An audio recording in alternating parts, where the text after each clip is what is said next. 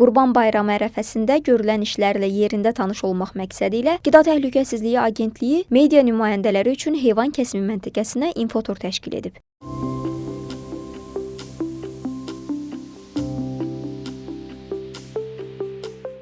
Görüş zamanı jurnalistlərə bayram günlərində artan tələbat fonunda heyvan kəsimi və satışının qanunvericiliyə uyğun həyata keçirilməsinin vacibliyi çatdırılıb. Bildirilib ki, bu il Naxçıvan Muxtar Respublikası da daxil olmaqla ölkə üzrə 135 ünvanda qurbanlıq heyvanların satışı və kəsimi təşkil olunacaq.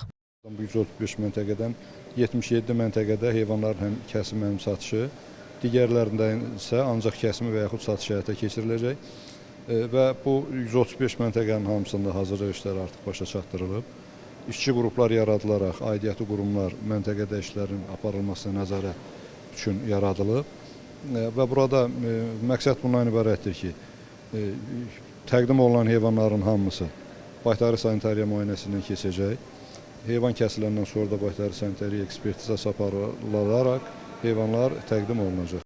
İnfoturda həmçinin jurnalistlərə kəsim prosesi əyani şəkildə nümayiş etdirilib. Məlumat verilib ki, heyvan kəsimi məntəqələrində baytarlıq sanitariya tələblərinə ciddi şəkildə riayət olunması həm işçi heyətinin, həm də istehlakçıların sağlamlığının qorunmasına xidmət edir. Vurğulanıb ki, işçi heyət xüsusi təmiz geyimdə olmalı, alətlər dezinfeksiya edilməli, tullantılar isə sanitariya və gigiyena qaydalarına uyğun toplanıb vaxtaşırı kənarlaşdırılmalıdır. İnfotur zamanı həmçinin bildirildi ki, kəsim məntəqələri olmayan rayonlarda səyyar heyvan kəsimi çadırları quraşdırılaraq, qurbanlıq heyvanların baytar nəzarəti altında kəsimi və satışı həyata keçiriləcək.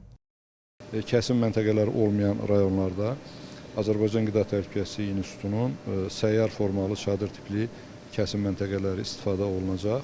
Bu 12 ünvanda həyata keçiriləcək. O cümlədən Naxçıvan Muxtar Respublikasının Ordubad, Babək və Şərur rayonlarında, Cəbrayıl, Zəngilan, Qubadlı rayonunda, Şuşa rayonunda və Ağdərə rayonunda həyata keçiriləcək.